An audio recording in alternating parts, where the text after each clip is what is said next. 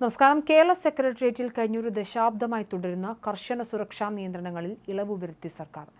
North ബ്ലോക്കിലേക്കുള്ള പ്രധാന പ്രവേശന കവാടമായ സമര ഗേറ്റ് പൊതുജനങ്ങൾക്കായി വീണ്ടും തുറന്നതോടെ സെക്രട്ടേറിയറ്റിലേക്കുള്ള പ്രവേശനം കൂടുതൽ സൗകര്യപ്രദമായി. ഗേറ്റിന് മുന്നിൽ സ്ഥിരമായി സ്ഥാപിച്ചിരിക്കുന്ന ബാരിക്കേഡുകളും പൂർണ്ണമായി നീക്കം ചെയ്തു. പുതിയ UDF സർക്കാർ അധികാരത്തിലെത്തിയതിന് പിന്നാലെ സെക്രട്ടേറിയറ്റിലെ അനാവശ്യ നിയന്ത്രണങ്ങൾ അവസാനിപ്പിക്കുമെന്ന് മുഖ്യമന്ത്രി VD സതീശൻ വ്യക്തമാക്കിയിരുന്നു. ഇതിന് തുടർച്ചയായാണ് മുഖ്യമന്ത്രിയുടെ നിർദ്ദേശപ്രകാരം കഴിഞ്ഞ ദിവസം വൈകുന്നേരം സമരഗേറ്റ് തുറക്കാനുള്ള നടപടികൾ വേഗത്തിൽ പൂർത്തിയാക്കിയത്. വർഷങ്ങളായി പൊതുജനങ്ങൾക്ക് പ്രവേശനം നിഷേധിച്ചിരുന്ന ഈ കവാടം ഭൂരിഭാഗം സമയവും അടഞ്ഞ നിലയിലായിരുന്നു. ഇതുവരെ നോർത്ത് ബ്ലോക്കിലേക്ക് പ്രവേശിക്കാനായി ആളുകൾക്ക് കണ്ടോൺമെന്റ് ഗേറ്റ് മാത്രമാണ് ആശ്രയിക്കേണ്ടി വന്നത്. മുൻ മുഖ്യമന്ത്രി പിണറായി വിജയന്റെ ഭരണകാലത്ത് സെക്രട്ടേറിയറ്റ് ജനങ്ങളിൽ നിന്നും അകറ്റിപ്പിടിക്കപ്പെടുകയാണെന്ന വിമർശനം പ്രതിപക്ഷം ശക്തമായി ഉന്നയിച്ചിരുന്നു. ഭരണസിരാ കേന്ദ്രവും ജനങ്ങളും തമ്മിലുള്ള അകലം കുറയ്ക്കുക എന്ന ലക്ഷ്യത്തോടെയാണ് പുതിയ സർക്കാർ ഇപ്പോൾ ഈ നടപടികൾ ആരംഭിച്ചിരിക്കുന്നത്. മുഖ്യമന്ത്രി VD സതീശൻ, ആഭ്യന്തരമന്ത്രി രമേശ് ചെന്നിത്തല, വ്യവസായ മന്ത്രി PK കുഞ്ഞാലിക്കുട്ടി എന്നിവരുടെ ഓഫീസുകൾ പ്രവർത്തിക്കുന്നത് നോർത്ത് ബ്ലോക്കിലാണ്. സമരഗേറ്റ് തുറന്നതോടെ പൊതുജനങ്ങൾക്ക് ഈ ഭാഗത്തേക്കുള്ള പ്രവേശനം കൂടുതൽ എളുപ്പമാകുമെന്ന് തന്നെയാണ് വിലയിരുത്തപ്പെടുന്നത്.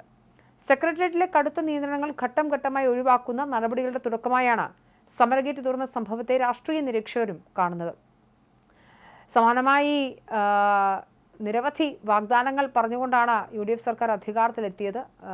അവയൊക്കെ തന്നെ വാക്കു പാലിച്ചുകൊണ്ട് UDFന്റെ തുടക്കവും നമ്മൾ ഇന്നലെ കണ്ടിരുന്നു. KSRTC ബസ്സുകളിൽ സൗജന്യ യാത്ര ജൂൺ 15 മുതലെന്ന് മുഖ്യമന്ത്രി VD സതീശൻ അറിയിച്ചിരുന്നു. സ്ത്രീകളുടെ സൗജന്യ യാത്ര വിശദാംശങ്ങളൊക്കെ പിന്നീട് പ്രഖ്യാപിക്കുമെന്നും അദ്ദേഹം പറഞ്ഞിട്ടുണ്ട്. അതുപോലെ തന്നെ വയോജനങ്ങൾക്കായി പ്രത്യേക വകുപ്പ് രൂപീകരിക്കുന്നതിനും തീരുമാനമായി. രാജ്യത്ത് ആദ്യമായാണ് പ്രത്യേക വകുപ്പ് വയോജനങ്ങൾക്കായി നടപ്പിലാക്കുന്നതെന്നും സതീശൻ പറഞ്ഞിരുന്നു.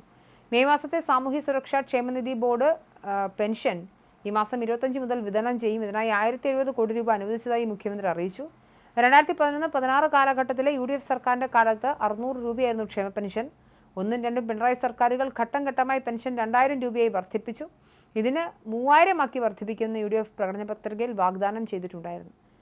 അതുപോലെ തന്നെ നവകേരള യാത്രയ്ക്കിടെ ആലപ്പുഴയിൽ വെച്ച് യൂത്ത് കോൺഗ്രസ് പ്രവർത്തകരെ മുൻ മുഖ്യമന്ത്രി പിണറായി വിജയന്റെ പേഴ്സണൽ സെക്യൂരിറ്റി ജീവനക്കാർ ക്രൂരമായി മർദ്ദിച്ച കേസ് പുനരന്വേഷിക്കാൻ VD സതീശൻ സർക്കാർ തീരുമാനിച്ചതും നമ്മൾ എടുത്തു പറയേണ്ടതാണ്. VD സതീശൻ സർക്കാർ അധികാരത്തിൽ കയറിയിട്ട് 2 ദിവസങ്ങൾ മാത്രമേ ആയുള്ളൂ. എന്തായാലും നിരവധി തരത്തിലുള്ള മാറ്റങ്ങളാണ് അദ്ദേഹം കൊണ്ടുവരുന്നത്.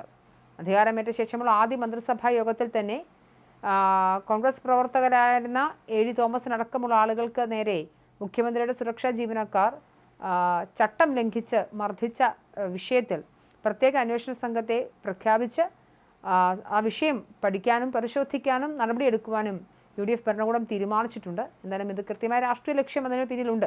CPM-നെ ആകെ പ്രതിരോധത്തിലാക്കി TP ചന്ദ്രശേഖരൻ വധക്കേസ് അന്വേഷിച്ച കൊടിസുനി ഉൾപ്പെടെയുള്ള കൊടും ക്രിമിനലുകളെ അകത്താക്കിയ പ്രമുഖ പോലീസ് ഉദ്യോഗസ്ഥൻ KV ഷൗക്കത്ത് അലിയാണ് ഈ സംഘത്തിന് തലവനാകുന്നത് എന്നൊരു പ്രത്യേകതയുമുണ്ട്. എന്തായാലും VD സതീശൻ സർക്കാരിൽ ഒരുപാട് പ്രതീക്ഷ സാധാരണ ജനങ്ങൾക്കുണ്ട്.